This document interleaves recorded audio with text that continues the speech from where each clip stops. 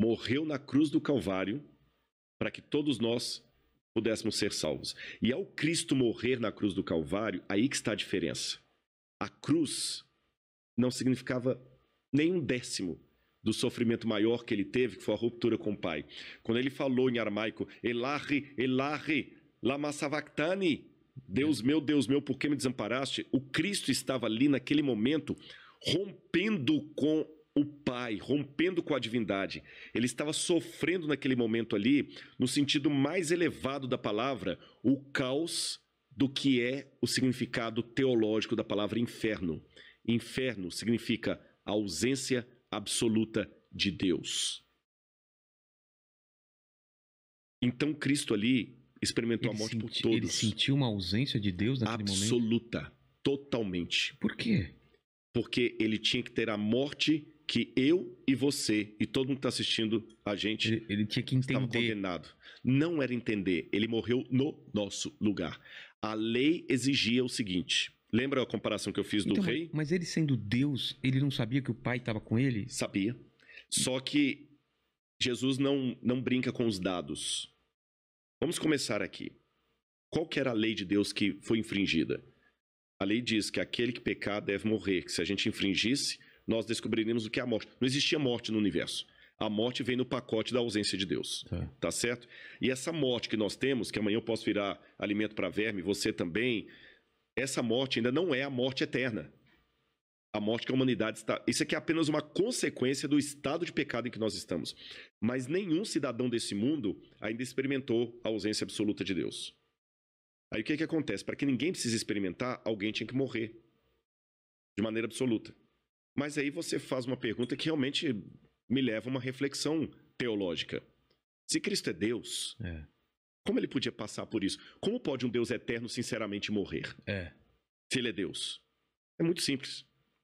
Já que imaginar não paga imposto, eu vou imaginar que eu tenha um Porsche do mais caro, daqueles que em Miami tem um monte na rua, sabe? Sim. Que um dia até botei no Instagram assim, vendo um Porsche. Só que eu estava vendo um Porsche. Se eu tivesse um Porsche do mais caro do mundo, você me vê com um carro passando aqui na rua e tudo, pô, que carrão, Rodrigo, pô, cara, massa demais e tudo e tal. Aí um belo dia, você me vê subindo aqui no condomínio, a pé, conversando com o Mandíbula. Tá. Aí você fala assim, pô, Rodrigo, cadê o Porsche? Tá na garagem. Por quê? É porque o Mandíbula, por alguma razão, vou criar aqui, viu, Mandíbula? Ele tá com um problema aí, coitado, ele foi abusado na infância. Ô, louco! Foi dentro de um carro. Podia ter criado outro problema. Mas tudo bem, já que foi criado esse problema. Mas, enfim, ele não entra dentro de carro.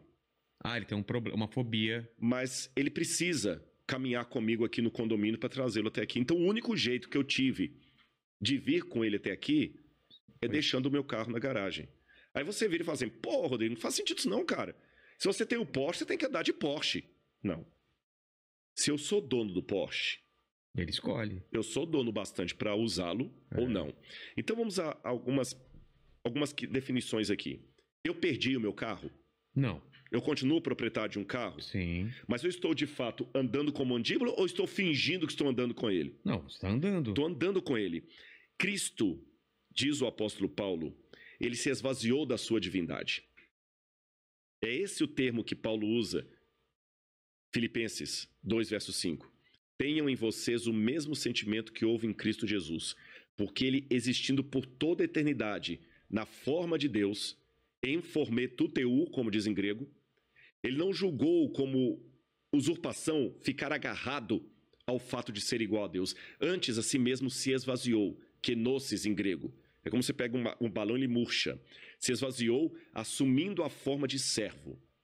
E na forma de servo, sendo reconhecido em figura humana e aceitando a morte e morte de cruz. Para que Cristo pudesse morrer, ele pegou a divindade dele, não a perdeu.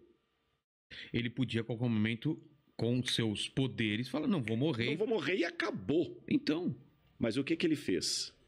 Ele me amou e amou você. É por isso que para mim é difícil falar de academicismo, de intelectualismo, sem falar de Deus, não é linguagem igrejeira. Paulo, eu sei que muita gente talvez vai parar de assistir a nosso bate-papo agora e outros talvez vão até interessar. Não, agora que começou a entrar com o negócio de Bíblia, de Deus, pô, eu prefiro que você entreviste aí o outro que fale de política. Você tá entendendo? Mas eu digo, Paulo também passou por isso, que Paulo era um cara intelectual. Quando ele estava falando em Atenas, o pessoal ficou, pô, caraca. E depois vou querer voltar ainda para Jesus, que eu tenho umas perguntas. Beleza. Tá. Paulo, você é demais, cara. Quando ele falou de Jesus crucificado e ressurreto, pensou, não, depois a gente discute sobre isso. Atenas é a capital da filosofia. Mas voltando ainda a essa questão do sacrifício dele. Ele pegou a divindade dele para comparar ao Porsche, Tá. deixou na garagem, se tornou homem de verdade. Nasceu de Ele Maria. sentiu as dores. Nasceu de Maria como qualquer ser humano, exceto em pecado. Então, por exemplo, Jesus enquanto ser humano, se Jesus estivesse aqui hoje como ser humano, Jesus também podia contrair o Covid. Com certeza. Se eu pegasse ele estava sujeito um pedaço de pau e batesse no braço de Jesus, ia quebrar o braço de Jesus. Ele ia sentir essa dor. Ele ia sentir essa dor de verdade. E quando ele estava na cruz do Calvário, ele não podia usar nada dos poderes dele para se beneficiar, senão o sacrifício não seria real. Esse sacrifício, deixa eu falar sobre esse sacrifício. Foi profetizada a vinda dele. Foi. Muito antes. Uhum. Então, isso que eu não entendo. Esses profetas, quando falavam que havia um cordeiro, que havia essa figura para salvar todo mundo, era Deus se manifestando nessas pessoas, sabendo que ele ia vir, ou ele induzindo essas pessoas a criarem essa figura e depois ele se encaixou nessa figura. Você entendeu a diferença? Entendi. Não, eu acho o seguinte, Deus, ele é aquele que assiste o filme e, sem ser chato, tem o direito de dar spoiler. Ele sabe tudo, né? Que ele sabe tudo. Ele dá o spoiler. Então a profecia é nada mais nada menos que o spoiler de Deus. Não é exercício de futurologia. Não é como o presidente da IBM que falou que no mundo só teria espaço em 50 anos para 5 computadores. Tá. Errou feio, tá certo? Deus não. Ele apenas fala o seguinte, vai acontecer isso aqui. É como se eu assistisse algumas pessoas. Filme. Exatamente. E por que Deus não falou para todo mundo? Por que ele fala para algumas pessoas? Vygotsky me dá a resposta. Vygotsky dizia que o ser humano, como tal, só aprende na interação com o outro. Ou seja, você pode ser um cara fera no humor. Eu não entendo de humor. Eu não sei fazer um stand-up. Se eu quiser saber detalhes de um humor, eu vou ter que aprender com o Vilela. Mas lá na plateia, vamos supor que você tem rindo do seu humor um advogado. Se você receber um processo, você vai precisar da ajuda daquele cara que sabe o que você não sabe. Em compensação, aquele advogado, se começar a passar mal, ele vai precisar de um médico que sabe o que ele não sabe. Então, cada um precisa da especialidade do outro. Se Deus falasse para todo mundo, seria uma relação muito unilateral. Deus e eu, muito vertical e individual. Eu e Deus, eu e Deus, eu e Deus. Deus fez o seguinte, olha, já que o ser humano, Vygotsky de novo, aprende na interação com o outro, ao invés de falar para todo mundo, eu vou falar para alguns que vão ser uma espécie de especialistas para revelar para a humanidade o que eu quero. E esses especialistas não vão ser arrogantes, não vão ser os que dominam, vão ser os servos. Aí que vem Isaías, Jeremias, Lamentações, e eu digo para você, eu tenho argumentações históricas para acreditar na profecia, porque veja bem, profecia bíblica, eu não vou ter tempo aqui hoje para a gente explorar isso, quem sabe no futuro, alguma vez, mas uma coisa que eu quero deixar claro para o pessoal, para a galera que está assistindo a gente, Vilela, profecia não é música de Roberto Carlos quando você está na fossa, qualquer uma conta a sua história. Tá bom? Profecia é muito específico. Tá bom? Eu tenho, por exemplo, a profecia de Ezequias. Ezequias é um livro que foi escrito no 7º século a.C. E quando Ezequias era o rei. Ezequiel, quando foi escrito, havia até um professor de Yale que dizia, não, isso aqui é um livro do período do 1º século, a invenção, não teve nada do que Ezequiel falou, nem cativeiro dos babilônios, nem nada. A arqueologia provou todo o livro de Ezequiel. Houve o cativeiro, o livro é da época que ele fala, etc, etc, etc. E quando Ezequiel vai falar as profecias dele, ele fala o seguinte, Nabucodonosor veio destruir Jerusalém. E ele falou o seguinte, o Senhor me mostrou que a cidade de Tiro, que era uma cidade portuária fenícia no atual Líbano, essa cidade desdenhou de Jerusalém. O que vai acontecer com você, Tiro? Tiro será atacada pela própria mão de Nabucodonosor. Depois ele fala, multidões subirão até você. Primeiro ele fala de um rei que é Nabucodonosor, que ia atacar Tiro. Depois ele fala, multidões virão contra você, porque Tiro se juntou com Nabucodonosor para debochar de Jerusalém. Essas multidões vão pegar as pedras de Tiro, vão jogá-las no meio do mar para testemunho. E além de jogar no meio do mar, as pedras de Tiro se transformarão no enxugadouro de redes. Depois que Ezequiel fez essa profecia, Nabucodonosor se volta contra Tiro, destrói a cidade. Depois de Nabucodonosor, vêm os gregos. E Alexandre entre eles. Alexandre destrói todas as pedras de Tiro, joga no meio do mar para fazer um istmo, um aterro. E com o passar do tempo, Tiro se transforma numa vila de pescadores. E se você for hoje até o Líbano, você vai ver pescadores enxugando as redes deles nas pedras da antiga Tiro. E a profecia falava, as pedras de você serão lançadas no mar e você virará um enxugadouro de redes. E a Babilônia vai desaparecer. E vai virar apenas um covil de abutres e tudo mais. Quando ele falou isso, Tiro, é como se eu falasse assim, São Paulo vai desaparecer e Nova York vai desaparecer. Uma coisa que é impensável. E você vai lá hoje no Líbano, você vê a profecia cumprida. E Babilônia ficou tão desaparecida que só foi redescoberta a partir das escavações de Henry Layard e depois de Robert Coldway em 1860 e depois em 1899. Até então ninguém nem sabia. Que é na região do Iraque. Que é na região do Iraque. Ninguém nem sabia onde ficava a Babilônia. Eu dei apenas um exemplo muito pífio, mas eu podia dar vários outros de cronologia, profecia. Até Isaac Newton. Pô, caramba, Isaac Newton era um gênio. Isaac Newton escreveu um tratado sobre as profecias de Daniel e Apocalipse. Caramba. Mostrando, como é que a cronologia profética de Daniel se cumpriu ao pé da letra. Então, repito, não é uma questão de achismo. Porque quando você está na fossa, que eu falei, qualquer música de Roberto Carlos parece que foi feita para mim. Pô, caramba! Sertanejo. Não é aquele negócio de tipo assim, olha, Deus está me mostrando que esse ano vai morrer alguém muito importante no Brasil. Pô, aí entra o meu lado do ceticismo. A profecia é muito certa. E Deus profetizou aos profetas como Cristo viria, quando ele viria. E vou revelar mais. Não é só na Bíblia, não. Porque eu tenho documentos romanos que mostram que na época que Jesus nasceu, até os romanos já sabiam, por profecias que hoje desapareceram, que haveria naquela época de nascer uma criança de ouro. Que eles até pensavam que podia ser Augusto César. E aí, voltando para Jesus, que a gente estava falando sobre ele ser Deus e ao mesmo tempo se fazer homem. Eu acho que tem duas passagens muito, cara, que eu acho muito legais, assim, para a gente tentar entender, que é a tentação no deserto e a noite anterior, quando ele fala que, cara, se puder... Afasta de mim. Ali ele foi humano no sentido mais exato da palavra. Porque lá ele sabia que ele tinha uma missão, mas ele falou, cara, se puder... Afasta de mim esse cara, né? Exatamente. Tipo, eu sei que eu tenho que fazer, mas se tiver alguma chance...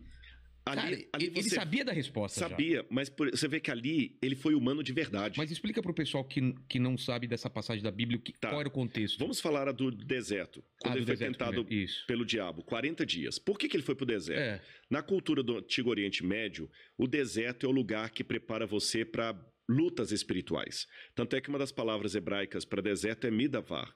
Midavar significa lugar da palavra. Mas lugar da palavra no deserto é porque é o único lugar silencioso bastante para você ouvir o seu pensamento, ouvir a voz de Deus. Então, o deserto... Conversa com beduínos. Eu já dormi em deserto. Realmente uma sabedoria muito grande. Jesus foi para o deserto e lá o diabo apareceu e o tentou. Em momento algum dos 40 dias, ele usou o poder dele para se livrar dos problemas, nem para vencer o diabo. Ele usou a palavra de Deus e a promessa de Deus. Porque é interessante que no batismo de Jesus, que aconteceu antes dessa tentação, a voz do Pai fala do céu, tu és o meu filho amado em quem eu tenho prazer. Quando o diabo aparece para ele no deserto, como é que você acha que Jesus estava no deserto? Eu já fiquei no deserto. Vilela, eu fiquei 15 dias no deserto de Baiuda, no Sudão, com os beduínos. 15 dias sem tomar banho. Tá. Quando eu voltei para Khartoum, a capital, e fui tomar banho, cara, eu ficava esfregando a cabeça assim, ficava saindo uma água que ela começou igual um chamate, assim, e não parava aquela coloração. A roupa que eu usei não valia mais nada. Então imagina Jesus, 40 dias ali, Jesus devia estar cadavérico, fétido, com mau hálito, cabelos desgrenhados. É lógico que o diabo... Faminto. É lógico que o diabo não apareceu para ele de chifre, tridente, como a Idade Média pintou. Ele deve ter aparecido para Jesus como um ser de luz. E ele falou assim, se você é mesmo filho de Deus, faz essas pedras virarem pães. Ele quis colocar em Jesus dúvidas sobre quem ele era. Pera aí, eu vou te provar que eu sou. Porque, na verdade, todo ser humano é assim, né? A gente não quer aceitar a humilhação. Pô, é aquele negócio, eu peço a Deus que me dê paciência, que se ele der uma arma eu vou virar assassino. Então, quer dizer, a gente não quer levar o desaforo para casa. Jesus não venceu o diabo com o poder divino que ele tinha. Ele venceu o diabo com o caráter divino que ele tinha. Quando ele estava lá no jardim do Getsêmani, como ser humano, o pai falou, você vai assumir a função de filho, você vai machucar, você vai ser traído, vai sentir tudo que todo mundo sente. Tudo bem. E ele sentiu. Ele sentiu na pele ali a mesma agonia que a mãe sente quando o filho chega em casa com overdose e ela tem que correr com ele para o hospital para tentar salvá-lo da overdose. Ali ele estava sentindo a mesma agonia que a menina estuprada sente. E alguém pode falar, peraí, Rodrigo, para de bobagem. Jesus não foi estuprado, ele não foi pai de... Vilela, não importa se é dor de cabeça ou dor de dente, dor é dor. Eu posso não estar com a sua enxaqueca, mas se eu estou com um problema no trigêmeo aqui, que é uma dor que dá vontade de suicidar, eu posso falar que eu te entendo. Então ele sentiu a dor da humanidade na base. Naquele momento, como ser humano, que ele encarnou mesmo, ele não fingiu ser ser humano, no exemplo que eu dei aqui com a mandíbula, ele estava andando a pé mesmo com a gente. Ele falou, pai, eu não vou aguentar. Pai, se possível, afasta de mim esse cálice, eu não vou dar conta. Você acha que ele teve dúvidas? Naquele momento, como ser humano teve. Por quê? Porque uma das coisas que ele teve que deixar na garagem foi justamente a onisciência dele. Tanto é que quando perguntaram quando é que o senhor vai voltar, ele falou, esse dia ninguém sabe. Nem os anjos, nem o filho, somente o pai. E o filho não pode saber nada dele mesmo se o pai não revelar. Então ele deixou onisciência. Ele deixou a onisciência, a onipresença, a onipotência, tudo na garagem. Os milagres que Jesus operou são milagres que outros homens de Deus também operaram. Ele ressuscitou Lázaro. Tá, mas o profeta Elias também ressuscitou o filho da viúva de Sarepta e multiplicou o pão lá para a viúva de Sarepta. Eliseu ressuscitou o filho do casal lá. Ah, tá, Jesus andou sobre as águas. Moisés abriu o mar vermelho.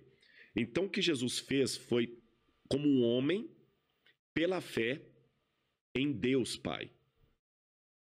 É lógico que houve momentos em que a divindade brilhou pela humanidade, como, por exemplo, quando ele transfigurou no monte, que a tradição, a Bíblia não diz isso, a tradição chama de Monte Tabor.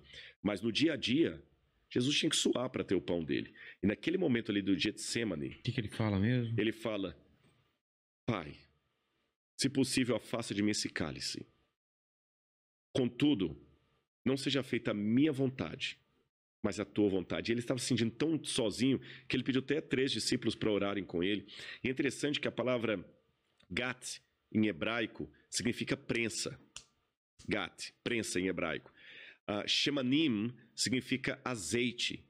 Então, gat shemanim é a prensa do azeite. Jesus estava num lugar onde várias azeitonas eram imprensadas para sair o azeite puro. Azeite. Ele também estava sentindo a alma dele prensada. A gente chama de Getsemane, né? Gat shemanim em hebraico. Ele estava sentindo a alma dele prensada. Mas aí por que ele podia ter desistido? Não, você quer acabar, já acaba agora. Mas o que não fez Jesus desistir? Aí, Vilela, é aquilo que eu não tenho como provar. Até aqui eu estava falando como acadêmico, provas arqueológicas, históricas, alucumbrações filosóficas, mas essa é a parte que eu não posso provar. É a parte que eu posso testemunhar. E testemunho não se prova. Tá bom? O pessoal que está assistindo a gente em casa, se você falasse comigo assim, Rodrigo, essa água que eu estou colocando aqui no copo é uma água do derretimento da neve do Himalaia. É a água mais pura do mundo. Tem uma água dessa, né? Parece que uma garrafa dessa água custa $5.000. É mais caro do que um vinho importado. Se você falasse assim, tem gosto de água, mas se você falasse assim, Rodrigo, ela tem um gosto diferente. Vamos supor, só para ilustrar. eu ia falar assim, Vilela, tem mesmo. Pessoal, essa água é diferente. Não adianta do outro lado da tela, lá com o smartphone, no tablet, onde quer que cada um esteja assistindo, falar assim, tá, mas me prova o gosto dessa água. Não tem como provar, não tem. É uma experiência. Me dá uma equação, não tem como. A única coisa que eu posso falar para você que está em casa é o seguinte, é deliciosa. Experimente você também. Com Jesus...